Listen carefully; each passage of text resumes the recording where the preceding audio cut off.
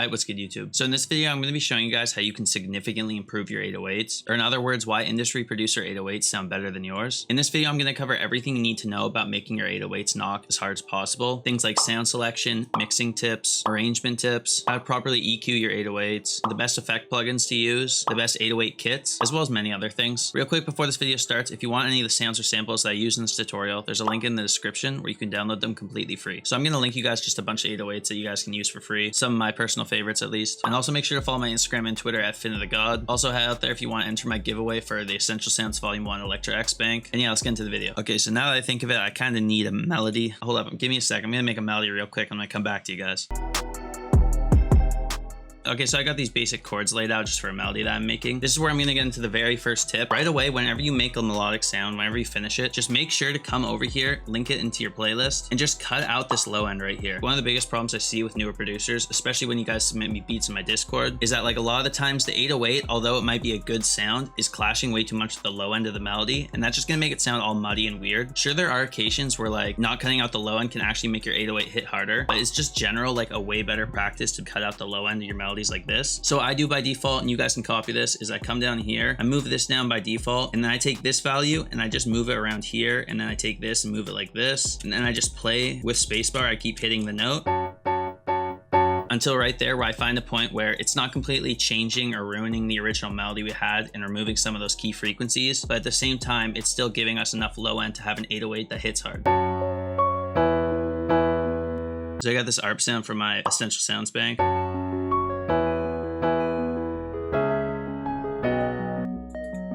Again, just cutting out the low end, cutting out a little bit more because there's this bass note that I want to remove that hits in the ARP.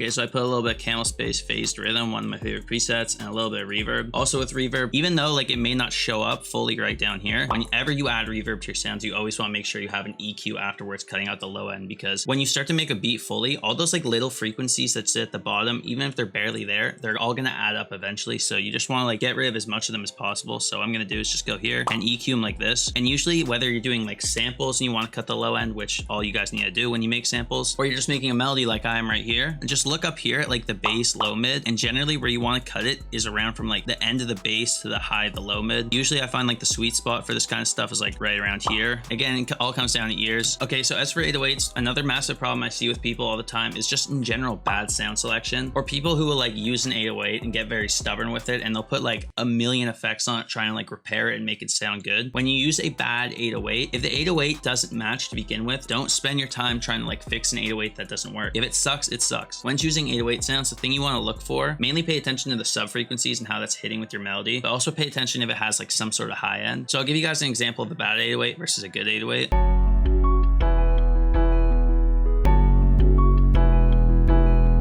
Notice even though with the bad 808, you can kind of hear the lower frequencies, but you can't hear the higher frequencies. But versus the good 808, you can hear higher frequencies while still not losing any of the lower frequencies. So let's say even despite that, you still like this bad 808 I used in this example. I'm going to show you how you can add that using like effects to make your 808 stand out significantly more. Okay, so let's go over the first effect, and that's distortion. Distortion is just going to give it a little bit more high end and just like crunch in general. This is especially going to help with an 808 like this where we want higher frequencies. Personally, my favorite preset for doing this is called the Some Oomph preset from Fruity Fastest, as well as just this general shape. You can do it by adding the mix all the way up here, the post, move this to beat, and then just mess with the pre-knob like this till you get a sound that you like. I like using this one the most because it adds a little bit more high end, as well as just makes the 808 stand a little bit more out in the beat, but it also doesn't like completely alter it like the other distortions do. Next thing you can try doing is saturating your 808s. What saturation does is it also kind of gives it a little bit more of a warmth.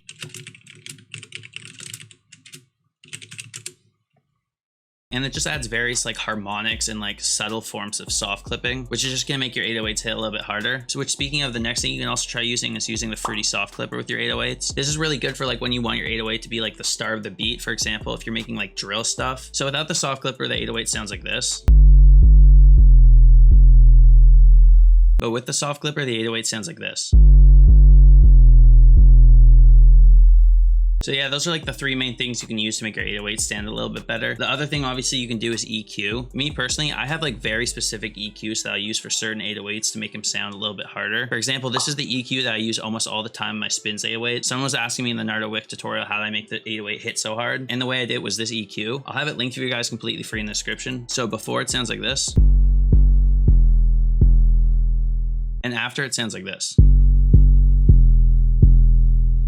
But yeah, that's it for effects. Another thing you can do to make your 808s hit a little bit harder is just increase the velocity by highlighting everything, holding left click, and just using the mouse wheel. People get the misinterpretation that this is gonna like make a difference versus turning the volume. It's literally doing the exact same thing. But yeah, it's also just a good practice because sometimes turning up here won't be enough, especially when you're using like the Z808, which I have loaded up right here. And real quick before I continue, for all the beginners out there, cut your goddamn 808s. Just go over here, right click, and choose cut itself. Honestly, like you should never not be cutting your 808s. But yeah, what I'm gonna do is I'm just gonna lay down the 808 pattern for this beat, just following the root note, because like you should always be following the root note with your 808s, which by the way, that reminds me. For those who also want to find like the root note to any sample, here's the by far best method to do so. What you want to do is take whatever sample you have loaded up, link it to the mixer like this, go into here and just go with the EQ and just cut out the high ends and only focus on the lows, and then go into the original sample, and much like you're doing when you're tuning 808s to your beat, what you want to do is just pitch it all the way up. Now what we have is not only a sample that's going to be easier to hear the low end of, but we're also going to have an EQ that makes it so we only focus on the lowest note of the sample, which is what you want your 808 to be tuned to. So then what you want to do is just lay down the pattern, set like a loop like this, and just follow along with the root notes of your 808 to the root note of the sample. And if you do this, you can ensure that you're always going to be perfectly finding the root note. So why wouldn't you do it? Like I can tell right there that that's the note.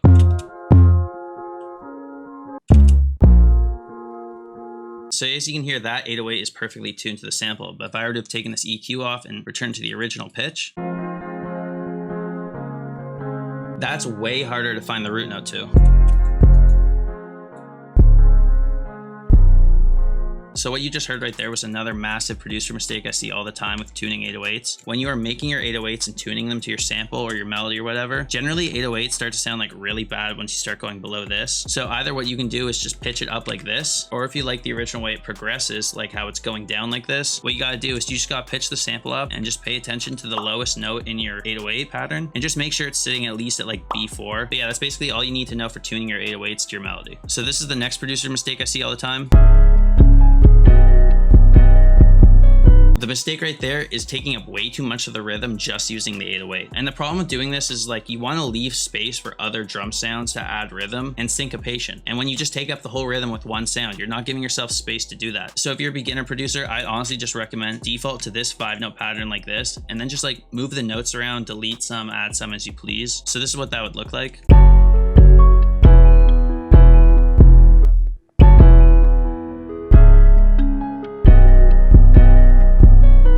And see, just like that, I have a perfect 808 pattern that I can use for my beat. So now I'm just gonna lay down basic drums to get to another point.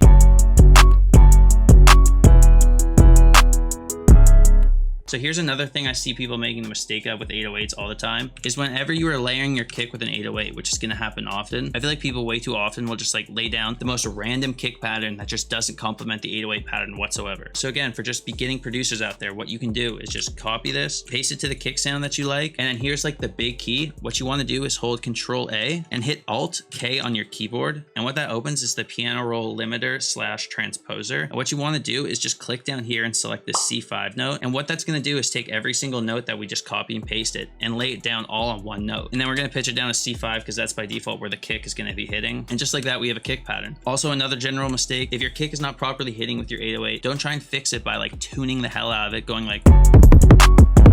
No, instead what you want to do is you just want to like mess with certain notes to see if it's going to hit a little bit different. Just say like go 3 notes up or 3 notes down. Once you start like going up here, it's not really going to sound like a kick anymore. It's just going to mess with it. Another thing people do with kicks a lot, and just 808s in general to give them a little bit more bounce, is usually when you have 2 notes hitting like this next to each other, a lot of times what producers will do is they'll just remove like the first or second note to give it a little bit more of a bounce, because it kind of offsets it a little bit. So you'd have something like this, like, or it could be like this.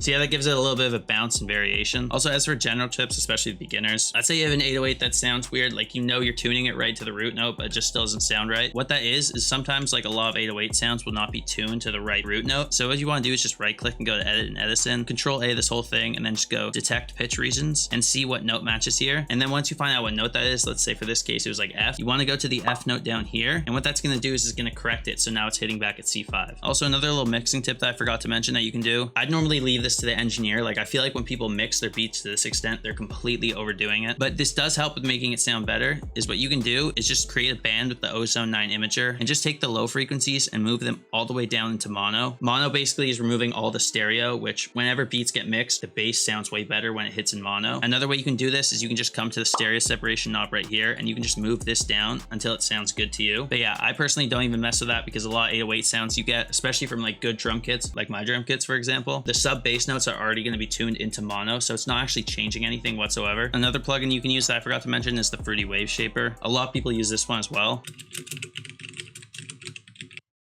This is just another distortion effect that comes with FL Studio that I find is super easy to use. Literally all you gotta do is just mess with this middle band right here until you find something that works. So a cool little trick you can do to make your 808s hit a little bit harder, this is technically gonna be a hi-hat trick, is making it so your hi-hat rolls hit when your 808 does. This is a very common thing people do to give their 808s as well as their hi-hats a little bit more bounce. So you do something like this.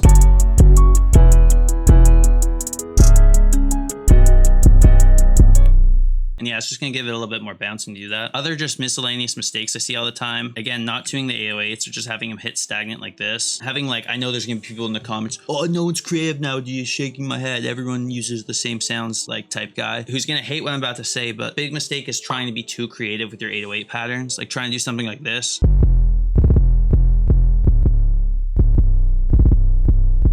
And you know, you have hi-hats and you have claps and all this other stuff that you can do to add a little bit more rhythm. But usually the 808 has the most basic rhythm of them all. So sure, do what you want. This is obviously not going to be like a rule that applies all the time, but it's just a good practice to keep your 808 simple and not be like overly creative with your patterns. I see that all the time with you guys when you guys submit me beats on my Discord. Did I mention I have a Discord? Like, sure, this is cool and all, but like, this is almost like too much rhythm, you know? Another little miscellaneous tip that I feel like a lot of producers do not do that they should be doing is when you arrange your beats, you also need to consider that even though you have your 808 cutting, when you have it fade out like this, let's say you have the beat like transitioning. So let's say this is like my pre-chorus right here. When the 808 plays on the last note, it's gonna fade into the original melody. So what you want to do is just copy over the original pattern, go to make unique, select it, delete all these notes except for the last one, and then just take this and just turn the velocity all the way down. So now when it transitions into here, it's going to cut the 808 automatically right there. It takes no time and it's going to help a lot with your beat. Real quick before you arrange it, when you have it like extended like this, just shift D it because you don't want to have it so like, let's say I want the 808 like transitioning like right around here. When you have it fade out like this, it's going to have it so like the 808 is hitting at points where it's not originally meant to. So something like this.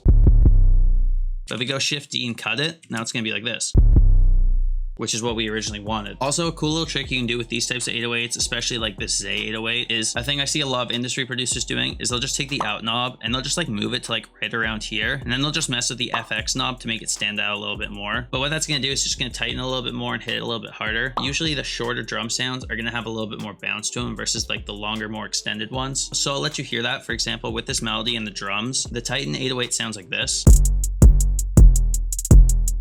But with the more sustained 808, it would sound something like this.